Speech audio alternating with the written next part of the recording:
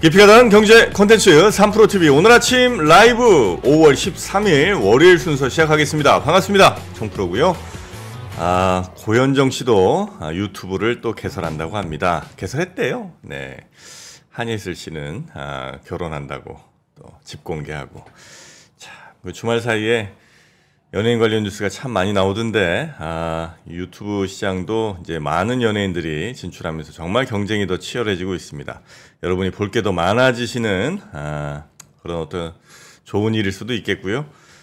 유튜브를 또 하는 입장에서는 대기업 상권들이 골목 시장까지 오는 게 아닌가. 물론 이제 저희도 많이 성장은 했습니다만 그런 걱정도 한편으로 듭니다. 하여튼 여러분 보실 때 늘 여러분께 좀 도움이 되는 그런 것들 잘 살펴보시고 너무 하나만 보지 마시고 이것저것 또 골고루 섭취하시기 바라겠습니다. 자, 오늘 5월 13일 월요일 순서 잠깐 소개해드리고 바로 시작하도록 하죠. 권순우 팀장과 함께하는 뉴스 3 경제 뉴스 3가지 잘 정리해서 여러분께 올려드릴 예정이고요. 그리고 박병창 이사님 오늘도 함께 하십니다. 그리고 오늘 하나증권의 김경환 연구위원이 이따 인터뷰 시간에 나오는데요. 아무래도 최근 그 중국 상황들 이런 것들 좀 더 우리가 살펴볼 부분이 좀 있는 것 같습니다. 자, 라인 사태 아마 뉴스에도 있지 않을까 하는 생각이 좀 드는데 우리 권순우 팀장부터 좀 모셔보죠. 어서 오십시오. 네, 안녕하세요. 3프로TV 권순우 취재팀장입니다. 네, 반갑습니다. 네. 주말 사이, 주말 또 아빠 역할 열심히 하셨고요. 예, 그 곤충 체험관 잠깐 갔다 왔습니다. 월요일마다 참 여쭙는데 다양한 활동 많이 하십니다. 캠핑에 미술관 가고 이번에 곤충 잡았어요. 예. 그리고 주로 취재원들하고 얘기했던 건 라인 얘기 좀 많이 했어요. 그러니까 라인이 이게 상황이 굉장히 또 이상하게 돌아가는 것 같기도 하고요. 그 네이버에서 네. 라인을 약간 정리하려고 했던 그런 얘기도 좀 나오고 있는 것 같기도 하고요. 예. 이전부터 경영권 관련해서도 하여튼 다양한 뉴스들 오늘도 좀 부탁드리겠습니다. 예, 일단 마감 상황부터 한번 살펴볼게요. 뉴욕 증시 마감 상황은요. 다우존스가 또 올랐습니다. 네. 8거래일 연속. 와.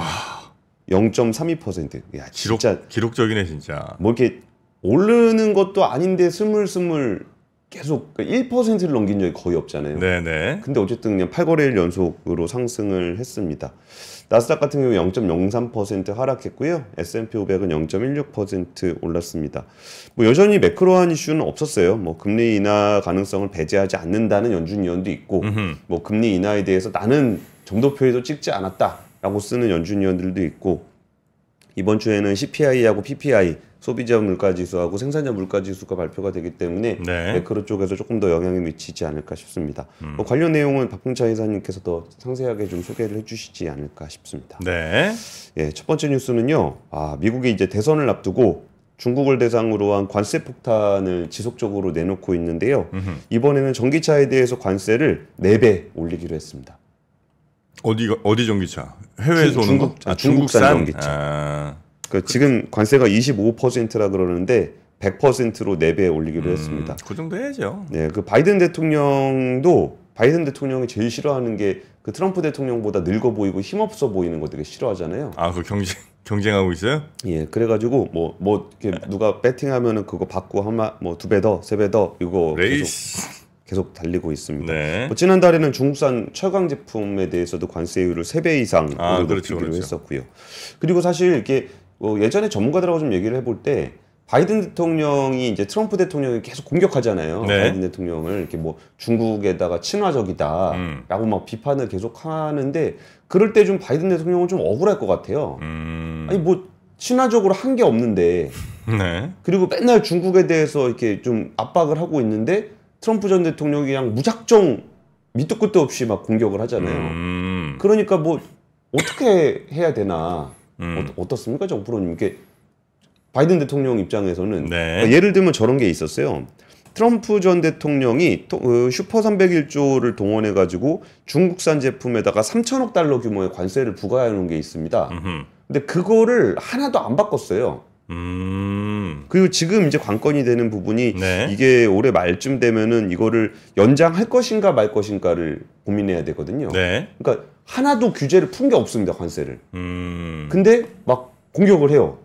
친중이라고. 그러면 바이든 대통령에게 이제 조언 한 말씀 부탁드리겠습니다. 바이든 대통령은 여기서 반중 경쟁을 할 필요는 없다. 그럴수록 오히려 트럼프의 전략에 말려 들어가는 것이다. 지금 여기서 반중 경쟁 해봐야 예. 사람들이 인식에서 그러면 이제 바이든도 반중이네 이런 생각하지 않는다는 거죠. 이미 트럼프가 짜놓은 판이다 그거는. 그래서 차라리 다른 쪽으로 이슈 전환을 해야지 계속해서 반중의 어떤 프레임 안에 들어가면 예. 여기서 트럼프를 여기서 꺾을 수는 없다. 이길 수 있는 전쟁 판으로 가야지. 자꾸 그 다 준비해놓은 판에 들어가봐야 거기서 아무리 경쟁해봐야 사람들의 인식에서 반중은 이미 트럼프가 승기를 잡고 있기 때문에 거기서 경쟁 의미 없다. 정프로 그렇게 봅니다. 이른바 코끼리는 생각하지 마. Don't think elephant. 근데 어쨌든 이 부분에 대해서는 바이든 행정부에서는 그거를 그렇게 가기에는 좀 부담이 좀 됐나 봐요. 정프로님 말씀이 좀 맞는 얘기인 것 같은데 네. 일단 기존 관세 그 3천억 부과했던 거 유지하고 여기에 더해서 핵심 광물, 태양광 전지, 배터리에다가 추가 관세를 부과를 하겠다라는 네. 계획을 또 발표를 했습니다. 보도가 좀 됐습니다. 네네네. 중국 쪽에서는 당연히 바로 즉각적인 그 반발을 하고 있고요. 린젠 중국 외교부 대변인은 중국은 권리와 이익을 지키기 위해 필요한 모든 조치를 취할 것이다. 슈퍼 301조를 남용해서 관세 인상을 계획하는 것은 미국의 잘못을 2배로 늘리는 것이며 여기에 대해서 미국이 중국에 대한 모든 관세를 해제하고 새로운 관세를 부과하지 않을 것을 촉구한다. 이런 얘기를 좀 했습니다. 이미가 아니라 중국 전기차가 미국에 수출이 안 되죠, 지금. 거의 되나요? 조금? 조금. 네. 의미는 크게 없고. 예. 관세율은 현재는 25%. 근데 관세 때문에 수출 안 되는 건 아닌 것 같은데. 그렇죠. 경쟁력이 없는 거죠. 경쟁력 없거나 아니면 이제 좀 약간 미국 사람들이 또 싫어하겠죠. 안 좋아하겠지. 저는 근데 경쟁력이 없다는 표현이 맞는 것 같은 게 이게 미국 시장은 다른 전 세계 모든 시장을 통틀어 가지고 가장 제품 경쟁력으로 승부를 해야 되는 데가 미국이에요. 자동차. 예. 그러니까 모든 글로벌 자동차 회사들이 미국에는 다 진출을 해 있고 그리고 이제 판매량 기준으로도 굉장히 큰 시장이기 때문에 저도 자동차 출입할 때 미국에 진출하려는 자동차 회사들이 좀 예를 들어서 쌍용차 진출하려고 그랬을 때 제일 어려움을 겪었던 부분이 그러니까 경쟁이 너무 치열하다는 거예요. 그래가지고 중국의 체리 자동차라든지 이런 데들도 미국의 이제 딜러들 확보해가지고 진출하려는 노력들이 많이 있었어요. 네. 근데 이게 경쟁이 너무 치열하다 보니까 처음 들어갈 때도 이게 찔끔찔끔 들어가서는 아예 게임이 안 됩니다. 그 딜러망들을 엄청나게 확충을 해서 가야 되기 때문에 엄청나게 큰 돈이 들어가요. 근데 엄청나게 큰 돈 들어가는 거에 비해서는 경쟁이 너무 치열하니까 많이 못 팔면은 그 손실을 감당하기가 쉽지 않습니다. 그래가지고 미국 시장에서 저는 현대차가 미국 시장에 저렇게 잘 안착한 것도 되게 대단한 일이네요. 대단한 일이고 운도 좀 따랐다라고 봅니다. 2008년 금융위기 때 미국 자동차 회사들이 굉장히 위축돼 있었잖아요. 네네네. 그때 현대차가 저런 거 했었거든요. 진짜 그 차 샀는데 당신 취업 못하면 나중에 환불해줄게. 이런 거 했었거든요. 그래요? 예. 취업 못하면? 예. 그런 것도 있었어요? 당신 그 면접 보러 가려면 차 필요하지 않냐. 취업 못하면 우리가 환불해줄게. 이런 캠페인까지 하면서 시장을 좀 넓혀 갔었거든요. 네. 그래서 이 부분은 사실 경쟁력으로 얘기할 수 있습니다. 근데 여기서 이제 추가적으로 전기차 시장이 확대되고 저가 자동차들이 좀 더 진입을 하게 됐을 때는 위협을 느낄 수도 있겠죠. 근데 어쨌든 현재로서는 그런 상황이고요. 네. 근데 여기서 지금 중국에서 그 예전에 한번 뉴스를 한번 소개를 해드렸었는데 중국판 슈퍼 301조라 그래가지고 2024년 12월부터 관세가 적용되는 새로운 법안이 중국 정부에서 통과된 게 하나 있어요. 그러니까 여기서 이제 그 중국과 무역 협정을 체결한 시장이 고관세를 부과를 하면은 그 상호주의 원칙에 따라서 동등하게 관세를 매길 수 있도록 규정해 놓은 게 있습니다. 그래서 여기에서 좀 더 치열한 경쟁이 이루어질 수 있다라고 보는 거고요. 중국이 이제 미국의 무역 보복을 할 가능성이 큰 부분은 아무래도 식량 쪽입니다. 미국의 어떤 농산물들을 많이 수입을 하니까요. 그렇죠. 근데 여기서 우리가 이런 뉴스를 보면서 이제 굿이나 보고 떡이나 먹자라고 안심하기에는 좀 뭔가 걸리는 게 많습니다.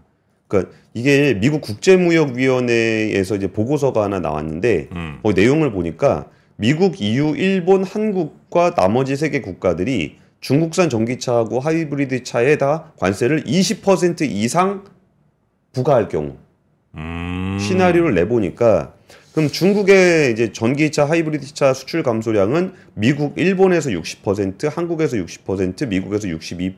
그러니까 확실하게 수출이 감소합니다. 네. 다 같이 관세를 부과하면. 그리고 다른 국가들의 수출 증가로 이어집니다. 미국 전기차 수출이 13% 늘고 한국도 10%가 늘어납니다. 그러니까 전 세계가 다 같이 중국산 전기차에다 관세를 부과하면 네. 한국산 전기차 하이브리드 차 수출이 10% 늘어난다는 거예요. 그러니까 좋네. 우리한테는 긍정적인 거죠. 예. 좋은 겁니다. 근데 반면에 이 범위를 좀 넓게 가져가서 네. 전기차에만 부과하는 게 아니라 부품까지 넣는다. 아, 배터리 뭐 이런 거? 예, 예. 그렇게 하게 되면은 그때도 이제 우리나라도 생산 증가율이 거의 38% 이렇게 나오는데 이거에서 영향을 미치는 부분이 그 부품들을 우리가 중국에서 사오는 부품들이 있는 거예요. 그러다 보니까 우리나라의 어떤 그 전기차의 생산 감소가 있습니다. 그러니까 여기다 부품에다가 관세를 딱 때려버리면은 우리나라 예를 들어 자동차가 중국산 부품 한 20% 썼다. 그럼 그 부품들에도 관세를 매기는 거예요? 그러니까 아직 어디로 튈지를 모르니까. 그러니까 이게 이제 미국에서 분석을 해본 거죠. 이거를 전기차에만 매길 경우에 어떤 효과가 있는지 네. 아니면 부품에까지 매기면 어떤 효과가 있는지를 해본 건데 전기차에만 매겨 보니까 뭐 미국, 일본, 중국 이런 데들이 좀 수출이 유의미하게 증가를 한다는 거예요. 근데 관세까지 매겨 보니까 부품에까지 관세를 매겨 보니까 이게 그 일본하고 미국 전기차 생산은 2.7%, 1.9% 증가하는데 그러니까 여기는 중국으로부터 부품 수입을 많이 안 한다라는 거죠. 네네. 그러니까 여기는 생산이 늘어나고 한국과 EU에서는 각각 4.1%, 11.4%가 감소하더라. 그러니까 그거는 중국에서 우리가 부품을 사오는 것들이 좀 있다 보니까 여기에 가격이 올라가면 우리의 생산이 줄어들게 된다. 네. 그래가지고 이런 부분들을 이제 말씀드리는 게 이렇게 크게 판이 움직일 때 우리가 이제 그냥 보면서 중국을 견제하면 우리는 좋지. 좋은 부분이 있습니다. 네. 이런 것들은 이제 슬그머니 넘어가면 되고 그러니까 완성차 같은 거는 그냥 관세 부가 많이 세게 때리면 좋은데 부품까지 가면 우리도 약간 힘들어진다. 이 그렇죠. 정도. 네. 그러니까 우리가 이제 우리 정부라든지 기업들이 부품 쪽으로 이제 뭔가 관세를 매기려는 움직임이 있으면 슬그머니 가서 좀 뭔가 또 로비를 해야죠. 네. 우리의 목소리를 내고. 그리고 알겠습니다. 이런 통상 문제는 조금 더 디테일하게 지켜볼 필요가 있다는 말씀 좀 드리겠습니다. 네.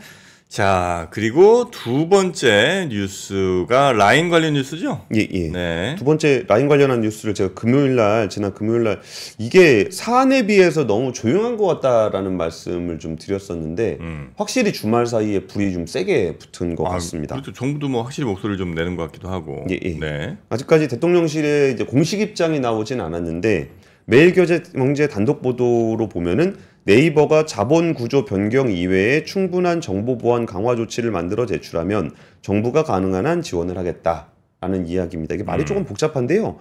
이게 그냥 그 스트레이트하게 얘기를 하면은 정보 보안 관련한 개인정보 보안 관련해 가지고 이제 네이버 라인이 약간 좀 빌미를 준 게 있잖아요. 네. 뭔가 좀 보안이 잘 안 돼서 개인정보 유출이 됐으니까 그 부분을 잘 보완을 하게 되면은 정부가 가능한 한 모든 지원을 하겠다라는 이야기입니다.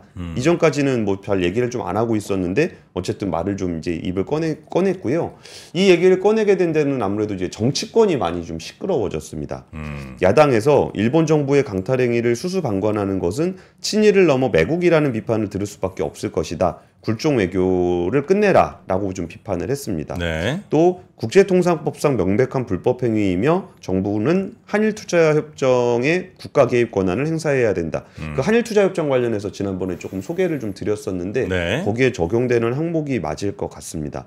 여당 같은 경우도 우리 기업의 이익에 반하는 행위가 있지 않도록 그 당에서도 적극적으로 지원하고 네. 노력하겠다라고 좀 이야기를 좀 했습니다. 이 네이버 쪽에서도 좀 고민이 좀 많은 것 같더라고요. 그러니까 라인이 일본 거라고 생각하는 사람들이 워낙 많으니까 거의 대부분 그러니까 한국이 반쯤 갖고 있는 거라는 게 너무 많이 이렇게 이슈가 되고 알려지는 것 자체가 이제 좀 부담되는 그런 이제 얘기도 하는 것 같더라고요. 이미 뭐 지금이야 이제 너무 많이 좀 오픈되긴 했습니다만 예, 예. 그 전까지는 지난 몇 년 동안은 가능한 하여튼 한국 거라는 거 얘기를 거의 이제 안 하는 그런 분위기였던 모양이더라고요. 그렇죠. 굳이 할 필요 없죠. 이 기업 이미지라는 게 있는데 그걸 굳이 얘기할 필요는 없는데, 그러니까 여기서 이제 몇 가지 프레임들이 이렇게 있어요. 그러니까 이거를 이게 뭐 굴종 외교, 뭐 친일 반일, 뭐 이런 문제로 다뤄야 좀 시끄러워지는 건 맞는데.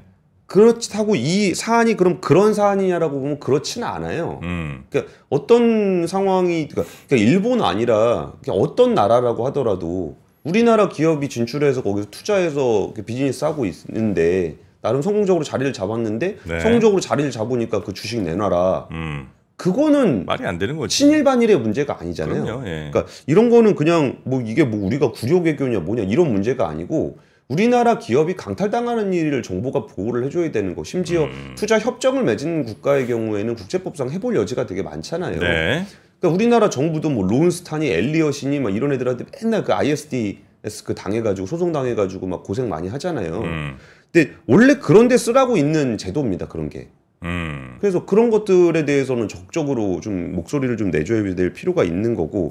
또 하나는 거기서 뭐 잘했느냐 못했느냐 거기서 뭐 로우키로 안 밝히려고 했냐 좀 전에 정프로님 말씀하셨던 거. 그러니까 그 부분도 라인하고 야후하고 50대 50으로 이제 지분을 갖기로 했는데 이사회에는 이제 그 소프트뱅크 쪽 사람이 3명이 들어가고 야후 재팬 쪽 그러니까 우리나라 사람은 2명이 들어갔습니다. 처음엔. 그리고서 그 재무제표로 지분을 나눌 때도 50%를 우리나라는 지분을 쪼개서 가지고 있었고 거기 야후 쪽에서는 통으로 갖고 있었어요. 그 얘기가 뭐냐면 연결 재무제표를 잡을 때 얘는 그쪽으로 잡힙니다. 연결 재무제표상. 네이버 잡히는 게 아니고? 우리는 이걸 쪼갰으니까 우리는 지분법으로 잡히고 그쪽으로 잡히게 돼 있습니다. 그 야후 회사라고 보는 거네. 맞나요? 라고 보는 건 아니고 그쪽에 그냥 그렇게 보이게 한 거죠. 근데 보이게 한 게 회계 처리상은 어쨌든 로컬 전략상으로 봤을 때 다른 나라의 국민 메신저를 장악하고 있는 입장에서는 저기를 굳이 그렇게 드러내가지고 야 우리가 뭐 일본 시장 다 먹었어. 이거를 굳이 내세울 필요는 없잖아요. 오히려 반감을 살 수도 있으니까. 근데 그렇다고 해서 그 현지화 전략상으로 해서 그쪽에 어떤 경영권에 대한 부분들을 줬다고 해서 그래갖고 주식을 뺏기는 게 정당화됩니까? 그건 이제 말이 안 되는 거고. 그거는 조금 다른 문제예요. 그러니까 여기는 뭐 어차피 일본 기업이었다? 일본 기업 맞죠? 일본에다 법인을 세웠고 일본에 법인을 세워갖고 일본에서 비즈니스를 하잖아요. 그럼 일본 기업은 맞는데 그 주식은 누가 투자한 것이냐? 한국에서 투자한 거죠. 기술을 누구 기술로 했냐? 네이버 기술로 한 거죠. 근데 그거를 뭐 일본에서 비즈니스 하니까 뺏는다. 그럼 우리나라도 뭐 우리나라에서 기업하는 미국 기업 그냥 막 뺏어버려도 됩니까? 이거는 좀 앞뒤가 안 맞는 얘기거든요.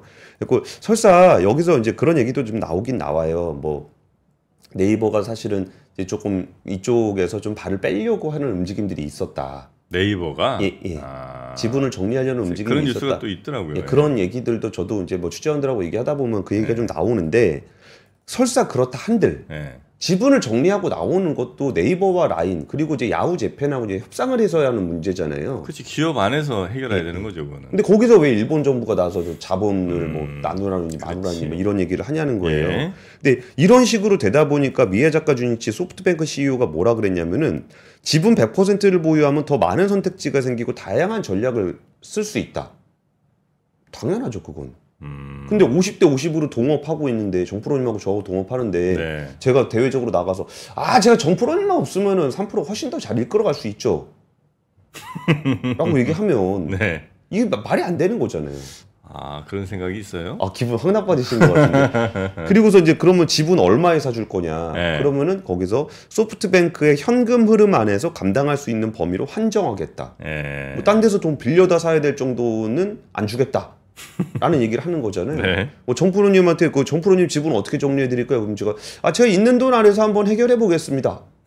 이런 거잖아요. 그러니까 이런 얘기를 어떻게 할 수 있냐는 거예요. 그건 아무래도 그 정부에서 좀 뒷배가 되어 주고 있기 때문에 명분을 그렇게 삼고 있는 건데 그 계획을 발표하는 게 이제 7월 1일이 됩니다. 근데 주말 사이에 취재원들하고 했던 중요한 얘기 중에 또 어떤 얘기가 좀 있었냐면은 AI 관련한 얘기가 좀 있었어요. AI는 뭐예요 또? 그러니까 AI가 이제 그 다음 세대의 뭔가 되게 중요한 플랫폼이 될 거잖아요. 그렇죠. 예. 근데 거기서 지금 예전에 이거는 약간 좀 공개가 된 얘기인지 잘 모르겠는데 약간 비사 같은 얘기로 그 네이버에 그 하이퍼크로버엑스 팀이 있잖아요. 네. 거기가 사실 그 뭐 그전에 뭐 특별히 AI 관련한 서비스들 많이 없고 막 그럴 때, 그러니까 챗GPT 뜨기 전에, 그러니까 AI 조직이 있긴 있는데 이게 뭐 굳이 있을 필요가 있나? 뭐 그냥 돈만 까먹는 데 아닌가?라고 얘기가 좀 나올 때 네. 소프트뱅크에서 거의 조 단위로 투자를 해서 그 팀을 영입하려 그랬다라는 얘기가 좀 있었어요. 클로버 X 팀을. 예. 그래서 근데 그게 이제 챗GPT가 잘 되면서 네이버 쪽에서도 아 우리한테 꼭 필요한 팀이다, 우리한테 필요한 플랫폼이다 그래가지고 그래요? 예. 약간 유야무야가 됐는데 예. 그러면 지금 그 AI라든지 디지털에서 좀 일본이 좀 뒤처져 있는 측면이 있잖아요. 그러면은 이거를 그 국가 주도형으로 경제 안보 차원으로 이걸 보고 있다는 거예요. 플랫폼, AI 이런 것들 다. 일본이. 예, 예. 그러면은 그랬을 때 여기에 절반 정도를 아. 기술적으로 더 뛰어난 네이버 라인 팀이 있는 거를 불편해한다. 불편해한다. 그리고 그 부분은 단순히 이제 플랫폼 네이버 메신저의 문제가 아니고 그 뒤에 따르려오는 뭐 인공지능이라든지 이런 것들의 이제 거대한 패권들을 함께 만들어가고 있는 퍼즐의 하나 일부로 봐야 된다라는 해석들도 좀 있어요. 지금 앞으로 어떻게 될 시나리오인지 뭐 제가 잘 모르겠습니다. 만약에 네이버가 지분을 안 넘기면 어떻게 돼요? 그냥 아니 모르겠어, 배째, 난 안 넘길 거야 이렇게 하면 어떻게 돼? 방법이 있나? 그러니까 이제 그 얘기를 예. 그냥 취재원들하고 얘기했을 때는 예. 그 얘기는 차라리 안 하는 게 맞지 않겠나. 왜? 그러니까 뒤에 방법이 없다고 하더라도 뒤에 방법이 없다고 얘기하는 게 협상력을 굉장히 떨어뜨립니다. 그래요? 그렇죠. 이게 야 너 어차피 뭐 거기 있으면은 그거 버틸 수 있어? 너 어차피 나가야 되는데 지금 내보내줄 때 나가. 그러면 우리가 방법이 없으니까 아 그러면 그냥 우리는 어차피 방법이 없으니까 나가야 되네요. 이렇게 가면 안 된다는 거죠. 오히려 아니 그런 식으로 내보내는 게 어디 있습니까? 라고 막 하는 거지. 뒤에 방법이 없어도. 아니 그러니까 난 못 팔아. 나는 50%에서 단 한 주도 넘길 생각이 없어.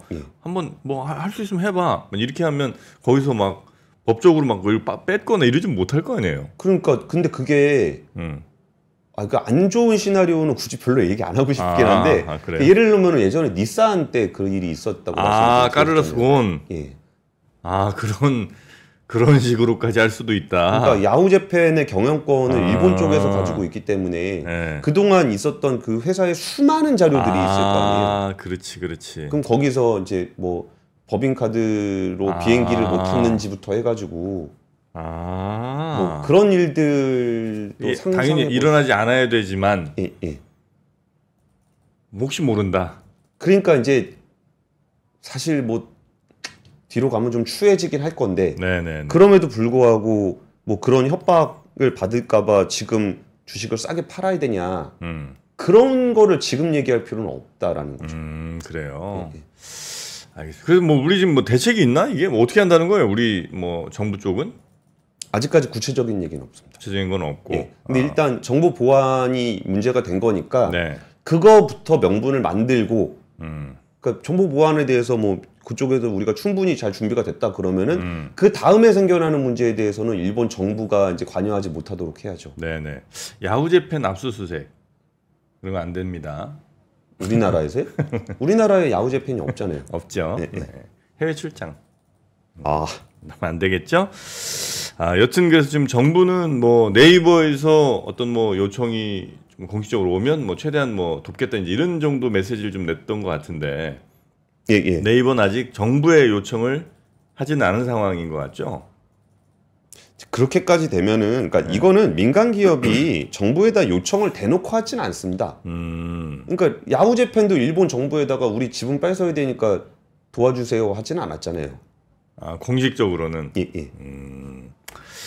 알겠습니다. 자, 그래서 결론은 현재 진행 상황 정도 지금 얘기해 주신 거죠?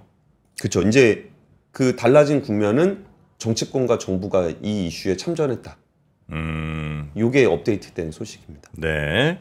자, 요 이슈는 저희가 계속해서 다른 언론들도 그닥 관심이 있지 않을 때 저희는 열심히 참 팠지 않습니까? 네, 그래서 앞으로도 계속해서 관심 있게 좀 지켜보도록 하겠습니다. 자, 그러면 세 번째 뉴스 한번 가볼까요? 예, 우리가 매일매일 고민해야 될 문제가 있고 아니면 한참 떨어져가지고 그냥 한적하게 고민해야 되는 문제가 있는데 그 중에 하나가 이제 미국 정부 부채 이야기는 네. 뭐 당장 문제가 되진 않겠지만 한 번쯤 생각을 해봤으면 하는 이슈입니다. 그 최준영 박사님하고 그 미국 부채 관련한 인터뷰를 했었는데 네. 그 주말에 좀 업로드가 됐어요. 근데 여기에서 좀 업데이트된 재무부 소식이 미국 재무부 소식이 있어가지고 네. 세 번째 뉴스로 준비를 했습니다. 네. 그러니까 여기는 회계 연도를 지난해 10월에 시작을 했는데 지난달까지 7개월간 국채에서 지급된 이자입니다. 네. 이자가 6,245억 달러, 854조 원으로 집계가 됐습니다. 이자만 7개월치 이자만. 그건 누가 갖는 거예요? 국채를 가지고 있는 사람에게 주는 가진 거겠죠. 사람들. 예. 뭐 연준 이런 데도 많이 먹겠네, 그죠? 네, 1년 전보다 35.7%가 증가를 했습니다. 우리도 미국 국채 갖고 있잖아요. 많이 가지고 있죠. 예. 그나마 다행이네. 예, 그리고 1분에 27억 원. 분당. 예, 분당. 분당 예, 27억 재무부에서 이런 것도 자료를 계속 하는 거예요. 예. 미국 의회 예산국의 조사에 따르면 지난해 말 기준 연방 정부의 부채 부담은 3경 6천조 원, GDP의 97.3%입니다. 전 세계 GDP 제일 큰 나라 미국의 97.3%까지 빚이 올라와 있고요. 올해는 99%, 내년에는 101%로 늘어날 것이라고 예상을 했습니다. 그 뒤로도 빠르게 증가해서 2034년에는 116%까지 확대될 거라는 게 미국 의회 예산국에서 네. 조사를 한 내용입니다. 그리고 이제 금리 인상과 함께 인구 고령화 기조가로 이런 그 이자 부담에 대한 빚 부담에 대한 부담이 계속 커지고 있는데요. 그러다 보니까 지금까지의 정부 비용이 가장 높은 거는 국방 예산이었는데 올해는 이게 그 정부 부채에 대해 지불해야 되는 이자 총액이 국방 지출액을 넘어설 것으로 예상하고 있습니다. 이자가 예. 전 세계에서 국방비 제일 많이 쓰는 나라가 미국이잖아요. 천조원이잖아요. 천조국. 예. 근데 여기에 이자가 이제 국방비를 넘어서게 된다라는 얘기고요.